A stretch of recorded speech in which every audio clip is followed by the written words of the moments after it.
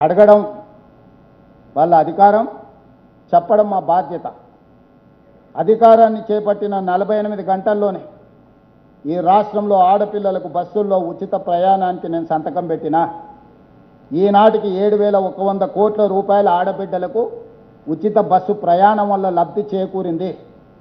నష్టాలలో ఉన్న ఆర్టీసీ రోజు లాభాల బాటలో నడిపిస్తున్న నేను రాజీవ్ ఆరోగ్యశ్రీ నిర్వీర్యం చేస్తే దాన్ని పునరుద్ధరించి 5 లక్షల నుంచి 10 లక్షల రూపాయలకు నేను పెంచిన. ముఖ్యమంత్రి సహాయ నిధి నుంచి రాజీవ్ ఆరోగ్యశ్రీ నుంచి ఈ 22 నెలల్లో దాదాపుగా 3,500 నుంచి 4,000 కోట్ల రూపాయలు నా ప్రభుత్వం ఖర్చు పెట్టింది. వదిలేసిన అన్ని హాస్పిటళ్లను కొలిక్కి పట్టుకొచ్చినాము పూర్తి చేయడానికి. 3,000 కోట్ల రూపాయలతో ఉస్మానియా హాస్పిటల్ పనులను ప్రారంభించినాము. ఎన్నో సంవత్సరాలుగా వాయిదా పడుతున్న హైకోర్టుకు 100 ఎకరాల భూమిని కేటాయించి 3,000 కోట్ల రూపాయలతోని దేశానికి ఆదర్శంగా ఒక హైకోర్టును నిర్మించుకోవాలని ఈరోజు పనులు ప్రారంభించినాము. ఆనాటి పథకాలను వేటిని రద్దు చేయాలి. దోపిడీ జరుగుతున్న బతుకమ్మ చీరలను తీస్తే ఈరోజు ఆడబిడ్డలకు 2 మంచి చీరలు 1 కోటి మందికి ఇవ్వాలి అని చెప్పి చీరల పథకాన్ని పునరుద్ధరించినాము. ఆనాడు దొడ్డు బియ్యం ఇచ్చి బర్లకు దానా పెడుతుంటే ఈనాడు నేను సన్న బియ్యం ఇచ్చి 3,10,00,000 మంది ఈరోజు తెలంగాణ రాష్ట్రంలో సన్న బియ్యం తింటున్నారు. రేషన్ కార్డులు నేను ఇచ్చిన, 500 రూపాయలకు సిలిండర్ నేను ఇచ్చిన, 200 యూనిట్లు ప్రతి ఇంటికి పేదవాడికి 50 లక్షల కుటుంబాలకు ఉచిత కరెంటు నేను ఇచ్చిన, 3,10,00,000 మందికి సన్న బియ్యం నేను ఇచ్చిన, రాజీవ్ ఆరోగ్యశ్రీ 10 లక్షలకి నేను పెంచిన, 21,000 కోట్ల రూపాయలు 25 లక్షల మంది రైతుల కుటుంబాలకు రైతు రుణమాఫీ నేను చేసిన.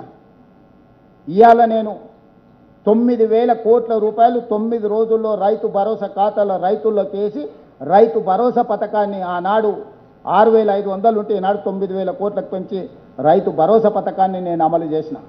షాదీ ముబారక్ కళ్యాణ లక్ష్మి కొనసాగించిన. ఏ ఒక్క పథకాన్ని కూడా చంద్రశేఖరరావు ప్రారంభించింది నేను రద్దు చేయలేదు. నేను అదనంగా సన్న బియ్యం ఇచ్చినా, రేషన్ కార్డులు ఇచ్చినా, ఉచితగా కరెంటు రైతులకు ఇవ్వడమే కాకుండా ఇండ్లకి 200 యూనిట్లు ఉచిత కరెంట్ ఇచ్చినా, 500 రూపాయలకు సిలిండర్ ఇచ్చినా, ప్రతి పథకాన్ని నేను అమలు చేసిన, అదనంగా చేసిన. ఏండ్ల నుంచి సమాజాన్ని పట్టి పీడిస్తున్నా. ఇక్కడ చాలామంది మిత్రులు ఉండొచ్చు, వర్గీకరణ మీద ఎవడైనా ఈ దేశంలో సాహసం చేసిండా? 35 సంవత్సరాల నుంచి ఎస్సీ వర్గీకరణ మీద పోరాటాలు చేసి పిల్లలు ప్రాణాలు కోల్పోయి ప్రాణం పెట్టి కొట్లాడింది. వర్గీకరణ సమస్యకు శాశ్వత పరిష్కారం చూపించి వర్గీకరణనే మొట్టమొదటి దేశంలో అమలు చేసిన రాష్ట్రంగా నేను మొదటి స్థానంలో నిలబడ్డా.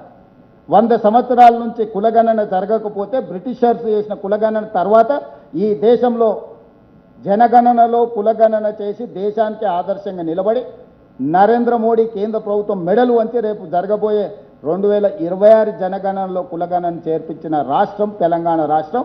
నేను పకడ్బందీగా కులగణన చేసి సోషల్ జస్టిస్ చేసిన. February 4th every year social justice day కింద సెలబ్రేట్ చేయడానికి నేను జీవో ఇచ్చిన. 10 సంవత్సరాలు తెలంగాణ రాష్ట్రానికి రాష్ట్ర గీతమే లేదు. తెలంగాణ రాష్ట్రానికి రాష్ట్ర గీతాన్ని అందించిన తెలంగాణ ప్రజలకు తెలంగాణ తల్లిని, పేద ప్రజల యొక్క ఆత్మగౌరవమైన తెలంగాణ తల్లిని తెలంగాణ ప్రజలకు అందుబాటులోకి తీసుకొచ్చింది.